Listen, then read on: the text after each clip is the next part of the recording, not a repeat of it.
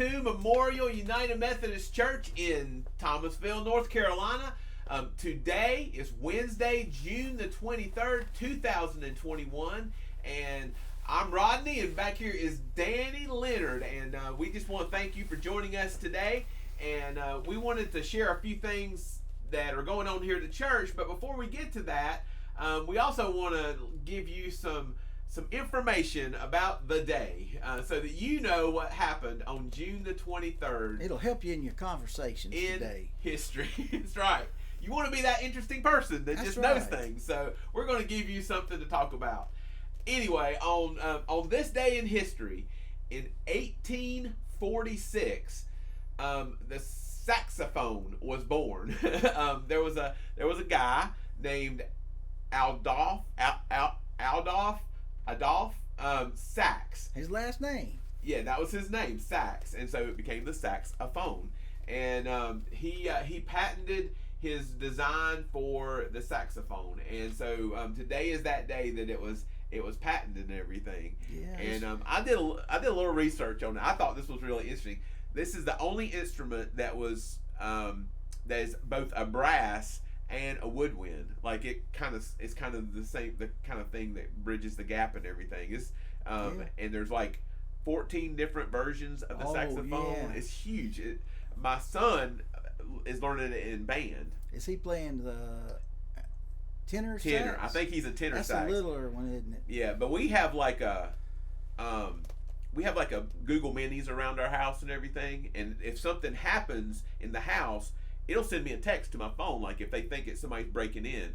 And he was practicing his saxophone, and like I got a text on my phone that they thought they heard breaking glass, and I needed to go check. And it was him. It was Deacon was trying his best. It was right when he first started, and it just was bad. It was bad. I remember I was in the band in the 6th grade. Yeah. And I remember those saxophones. I didn't think that the noise coming out of them things was exactly what it was supposed to be. It was bad. They can make some sounds. Yeah. I'll tell you. Yeah. Well, it got confused with broken glass. So anyway. Ooh, that's what it'd be if I was playing. Yeah. Do you want that? Okay. So anyway, that saxophone, big day today for saxophone. And then in 1926, on this day, the College Board administered its first SAT exam. That's a bad day. I remember those SATs. Oh, golly. Man. There's no way to study for that. What is it? The motto, making high school students' lives miserable for 95 years. That is right. So, yeah. You get like 200 points for signing your name on that thing. Man, I probably didn't get but about 450. That was what I was gonna say. That's about how much I got. I took it twice and asked them if they could add the scores together. That's right. But now they're doing the ACT, and there's all sorts of tests. They're not putting as much emphasis on that anymore as they used to. Well, they even added like a written component to it years ago. Essay something. Yeah. It's like that might have given me a chance. Yeah. So anyway, today is the birthday for the SAT as well, and then we learned that in 1970 on this date, Chubby Checker was arrested for marijuana possession. So it makes a lot more sense now about that twist thing, don't it?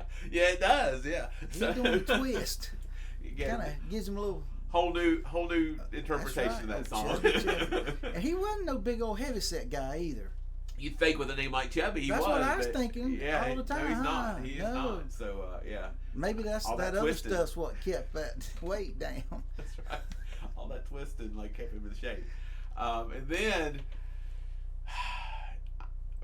it's part of history. It's part of history. On this date in 1993. There was a gentleman named John Wayne Bobbitt who apparently had an argument with his wife Lorena, and they made news because of that argument. And I don't know if y'all remember this, but she assaulted him. And there was I'd heard a couple things that she had gone to her her marriage counselor that she had at the time, and that marriage counselor gave her some advice that maybe she should try a separation, and I think she took that literally, and yeah, so that was kind of sad. You can look it up. John Wayne Bobbitt, who was he sang tenor afterwards, yes. after the argument. Yeah, severed the relationship. Severed the relationship quite a bit. Right. Yeah, after that argument, they were he was unattached. Yes, so he was from that Things marriage. Didn't work the same. So anyway, but luckily the medical people were able to remember that the time. Remember that All time. All right, that's bad. That ordeal. John Wayne Bobbitt, you look him up if you don't know what so he did. bad. I'm so sorry. Anyway, he should have been ugly to his wife. Yeah, he was not. Yeah, it was. She was scared in that relationship. So anyway, so we are going to go to birthdays, and today on this date, Wilma Rudolph was born in 1940. Now she died a few years ago in 1994, but more than a few years ago at this point. But anyway, so in 1994. But I learned that she was born on this date, but she competed in the 1960 Olympic Games, which was held in Rome, and she was the very first American to win 3 gold medals, American woman to win 3 gold medals in the same Olympic Games. Now, she did it she was a runner. She was a sprinter. And she said, and during that time, she also set a new world record at that time for the 200-meter dash. But the amazing part about Wilma Rudolph was that when she had contracted polio as a child and had to wear braces until she was 12 years old, and they would have to rub her, massage her legs to keep them from being paralyzed or whatever. I'm not sure what all polio does, but the fact that she was 12, she until she was 12, right, and then 8 years later, at the age of 20, she just went over to Rome and smoked them. Yeah, just I mean, how do you go from being in braces for your legs to being an Olympic athlete? I don't even know how that happens. Absolutely so I feel such an underachiever. I mean, that's right. So anyway, she was born on this day, and that is just amazing to me that that happened. So, and then you were telling me that today on this date that there's some deaths, anniversary of some Ed deaths. McMahon died on this date. Yeah. In 2009. Yes. He was Johnny Carson's sidekick. Years and years. And I often thought about, he had to laugh at everything Johnny Carson said. Yeah. I mean, he was basically paid to sit there and just laugh when because Johnny Carson was funny. Yeah, he would go. I remember this from probably Saturday Night Live. He'd go, "You are right, sir," and right. "You are correct." That's what you are correct, sir. Yeah. Yeah. Ed McMahon. Yeah. He's also the one that gave all the money away through the Publishers Clearinghouse or something. Yes, he would always be the guy that knocks on the door, but he also did Star Search or something. I think wasn't he the MC? I think he was the MC for Star Search too, and so he had all kinds of stuff and everything. He's number 2. Yeah. So anyway, Ed McMahon today on this date passed away, and then also there was a guy named Simon Lake who died on this day. Simon Lake in 1945. Simon Lake, and he was the father of the modern submarine. And I mean, he built the first one in 1894. That seems really early. And a submarine, it submerged quickly, so he immediately began building his second edition of the submarine. Yeah, he would have to be quick. Who decided to go in that thing for the first time? And his last name was Lake. Yeah. Lake, water, sub. Simon Lake, yeah. 1894. Yeah, I don't know. I'm like you. I wouldn't want to be the first one in that. I mean, I don't want to go in a submarine now. Yeah. Those things are huge. And then I forgot. I learned this yesterday, but I forgot to wear pink today. Well, this ain't really pink. Yeah, that's a little, just the way the light salmon shines color. on. But today is National Pink Day. So, as you said earlier, real men wear pink. Real men wear pink. So go out. I'm gonna have to change my shirt today. Well, just don't wear those sweatpants that you've got that's got pink across the back. Yeah, that's a different thing. That ain't gonna look right. Don't. So, but pink. Anyway, go wear some pink. Be proud of that, and wear your pink today. So anyway, that's that's all I have for today on June the 23rd. June the 23rd. And but there are some things going on here at the church we need you to be aware of. First of all, I'm excited. We're going to be taking about 20 people to Leslie County, Kentucky, starting on Sunday for Appalachia Service Project to work on some people's homes to make them warmer, safer, and drier. And we're really excited about it.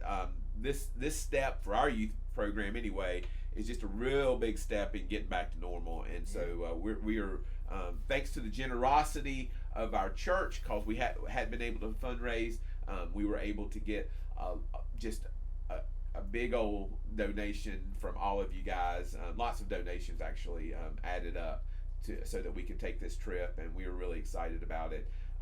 We want to invite all of you to come to our commissioning service. It is going to be this coming Sunday morning at 7:30 in the morning. It's going to be in the main sanctuary, and it's just it'll be a very brief commissioning service from like 7:30 to 8, something like that.